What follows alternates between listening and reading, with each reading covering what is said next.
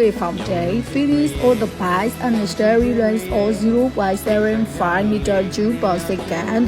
အဲ့မှာသူပြောတာကဒီရေပန်းတစ်ခုအတွင်းမှာစီးဝင်လာတဲ့ရေတွေရတဲ့ဒီရေပိုက်အလုံးကို0.75 meter cube per second လို့ဖြစ်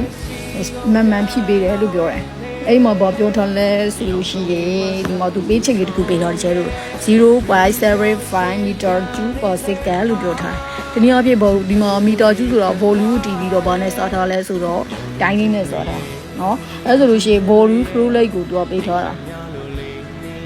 ဒီဘက်ဒီဘောပေးထားလဲ volume flow rate ကိုပေးထားတယ်ဒီ page လေးမှာပြီးလို့ရှိရင် number 1မှာ how far will it shoot out or the hill hole 4.5 cm in diameter တဲ့ဒီ diameter လေး4.5 cm ရှိတဲ့ hole လေးကနေပြီးတော့တဲ့ရေဘလောက်မြန်မြန်ပန်းထွင်မှလဲတဲ့နော် how fast will shoot out ဆိုတော့ရေဘလောက်မြန်မြန်ပန်းထွင်မှလဲဆိုကျဲတို့သူမေးတော့ကဒီမှာ velocity လေးကိုမေးတယ်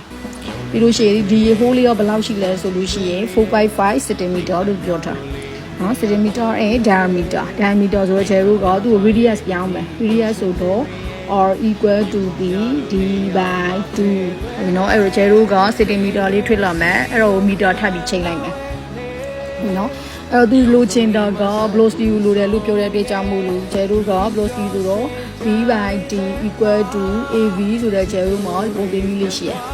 အဲ့နော်အဲ့တော့ area လေးရဲ့နေရာမှာကျဲဘာသာပေးလိုက်လဲဆိုလို့ရှိရင် area လေးဒီ pi r square ဟုတ်နော်အဲ့တော့ကျဲတို့ကဒီမှာ v by d လေးရဲ့နေရာမှာက 0.75 right အဲ့တော့ကျဲတို့ကဒီမှာ 0.75 လေးကိုပြင်လိုက်တယ်လို့ရှိရင် pi ရဲ့တာဖို့က 3.142 ဟုတ်ပြီနော်radius cos ဒီမှာ radius တာဖို့လေးလည်းစောသွင်းလိုက်တယ်တော့ဒီကျဲတို့လူချင်းတယ်နောက်ဆုံးဖြစ်ဒီမှာ velocity လေးရောက်လာပြီနော်ဒါဆိုရင်မိကောတပိုင်းပြီးသွားပြီနောက်ထပ် number 2လေးပေါ့ပြောလဲ at first speed were issued out if the diameters of the hole is 3 times a lot အဲ့ဒီမူလရဲ့ diameter လေးထည့်သူကဘယ်နဲ့ဆော့ကြီးသွားလဲဆိုလို့ရှိရင်3ဆော့ပူပြီးတော့ကြီးသွားတယ်တဲ့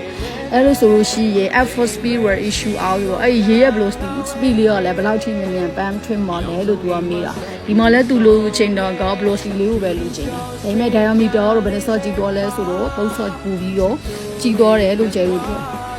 ဟုတ်ပြီအဲ့လိုကျဲတို့ကဒီ area လေးဒီ square နဲ့ဓာတ်ရိုက်ချိုးကြတယ်အခုသူပြောတာကဒီရဲ့တန်ဖိုးက3ဆော့လို့ပြောတဲ့အတွက်ကြောင့်မို့လို့ဒီ area လေးလောက်ဆော့ဖြစ်သွားမလဲဆိုတော့9ဆော့ဖြစ်သွားမယ်အဲ့တော့သူကနောက် area အသိဖြစ်သွားတဲ့ A2 အဲ့တော့မူလထည့်သူကမလဲဆော့ကြည့်သွားလဲဆိုတော့9ဆော့ဟုတ်ပြီနော်အဲ့တော့ကျဲတို့က A2 equal to 981ဘာလို့လဲ diameter 3ဆော့ကြည့်သွားတဲ့အတွက်ကြောင့်မို့လို့ဒီ area အသိလေးကလည်းမူလထည့်9ဆော့ကြည့်တယ်အဲ့တော့ကျဲတို့ဘာသုံးလို့ရလဲဆိုတော့ continuity equation ကိုသုံးလို့ရတယ်အဲ့တော့ a1v1 equal to a2v2 ဟုတ်ပြီနော်ကျဲတို့ဘာရှိလဲဆိုတော့ a1v1 equal to a2v2 ကျဲတို့က v2 ကိုလိုချင်တယ်အဲ့တော့ a1v1 ကိုဒီ a2 လေးနဲ့စအဲ့တော့ a1v1 ဟုတ်ပြီ a2 နေရာမှာကျဲတို့ဘာရထားလဲ a2 ဒီ 9a1 နဲ့တူတယ်နော်အဲ့တော့ကျတို့ကဒီ a1 လေးနဲ့ a1 လေးနဲ့ချိန်လိုက်လို့ရှိရင် v1 by 9အဲ့တော့ v2 equal to v1 by 9အဲ့တော့ကျတို့တန်ဖိုးလေးစောသိမ်းလို့ရောက်ပြီ v1 ရဲ့တန်ဖိုးကဒီမှာပြီးလို့ရှိရင်9နဲ့စောပေးမယ်အဲ့တော့နောက်ဆုံးကျတို့ဖြေကတော်လေးရောက်မှာပေါ့ကဲနော်